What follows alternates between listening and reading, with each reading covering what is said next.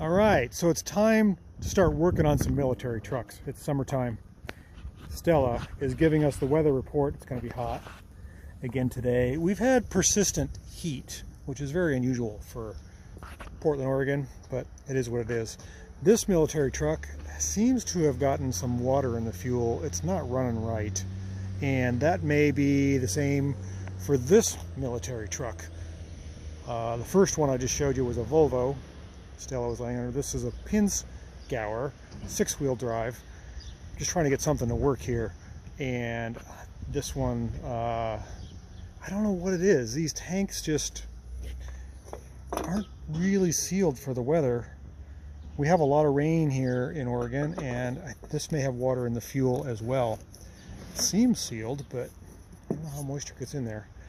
6-wheel drive, pretty cool vehicle. It's 24 volt.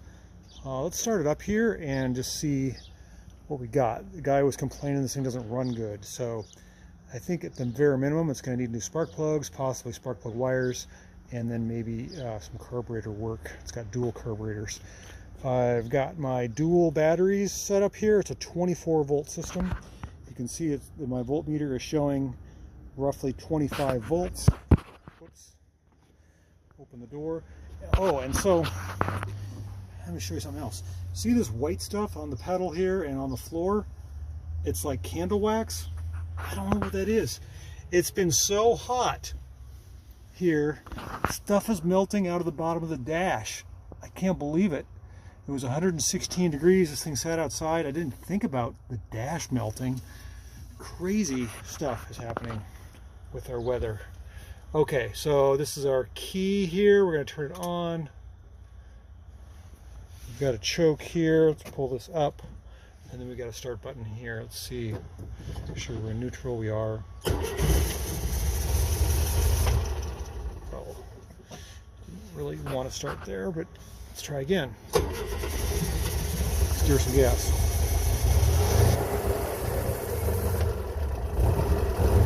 Let me keep it going. I'll keep my hand on the gas there. Okay, she's going to idle. So she's idling about 1,000 RPM.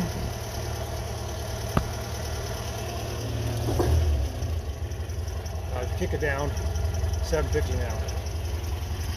So we've got 25.5 volts. Sounds pretty good, idling all right. Taking fuel.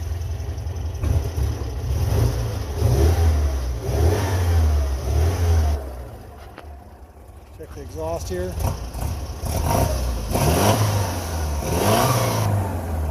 Got a bit of a stumble. A little bit of exhaust smoke. All right, let's get the hood off this thing and see what's going on. So there's the hood. Let's take that apart. Air filter, and oh, that's all sticky. What's up with that? Everything's melting. Okay, so we're getting ready to work on our Pinz here, and the coolest thing about this truck is this.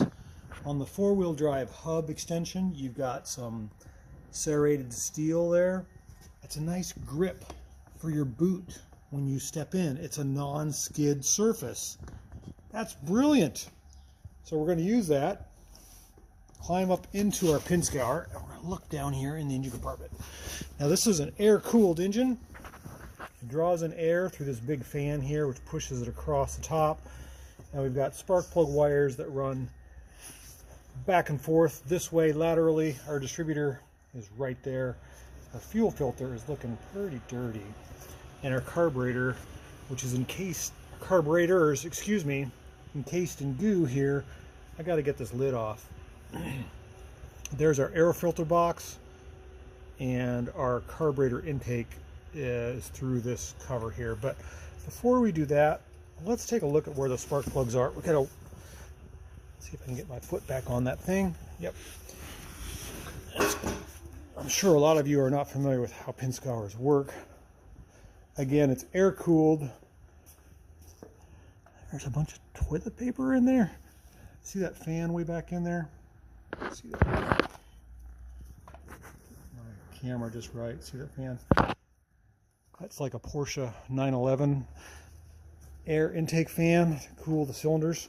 We're going to slide underneath the batteries here. I'm going to show you a few technical items with this truck.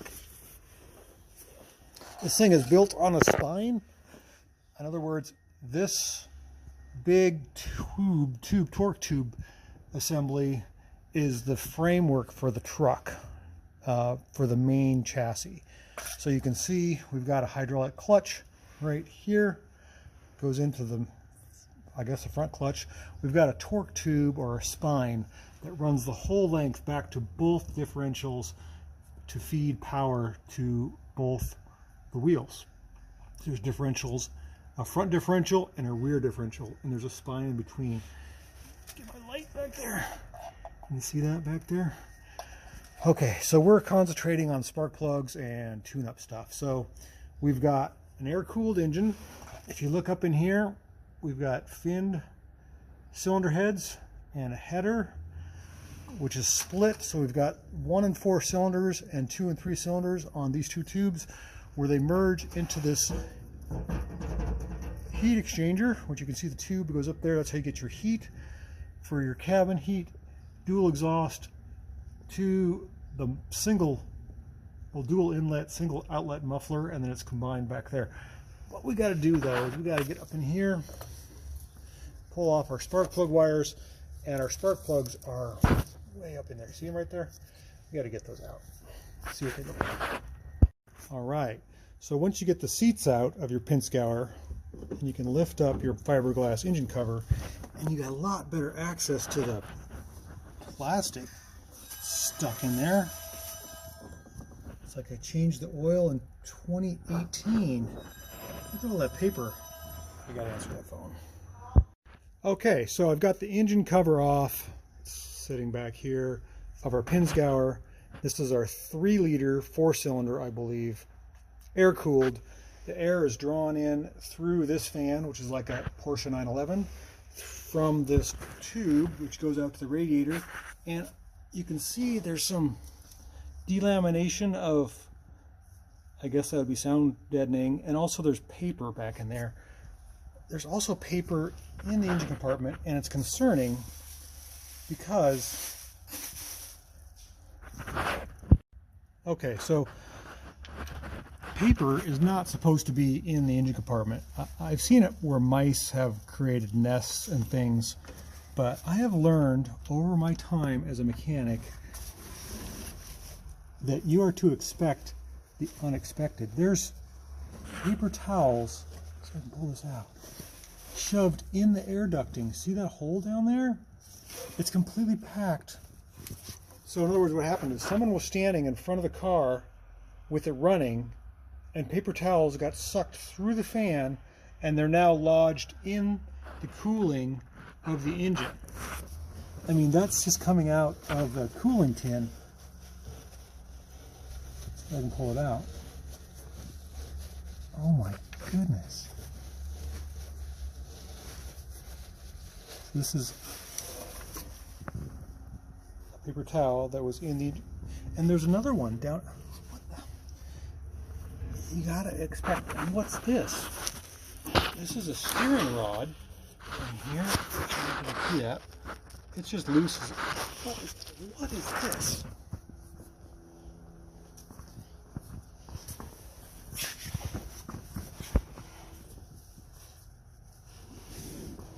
A steering dampener that is not doing anything. What is going on? Help me understand. Oh boy. Okay, this is like a magic trick. This just came out of that hole in the cooling tin, and it's, I can look in there and see it's jammed full of shop rags. And I think I just figured something else out too. Talk about inspect and expect what you can't. See this wax on the, I'm like, why is there a big puddle of wax that's dripped down onto the floorboards and onto the pedals? I thought the dash had melted from the hot sun, but it appears that our surf wax that was left on top of the dashboard melted down through the dashboard. Jeez, what a mess. It's just, it leaked.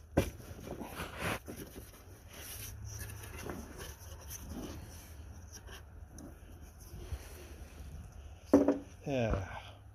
Well, it looks like I can get easily to those spark plugs now. Make sure they're all firing right. All right, I can see paper towels jammed in there. I've got to pull off probably the carburetors and this whole tin area and get the paper out of the cylinder heads. That's ridiculous. Okay, well, that might make for another video. I think we're going to close it out on this one, but you can see this thing is ingested paper. Expect the unexpected. Always.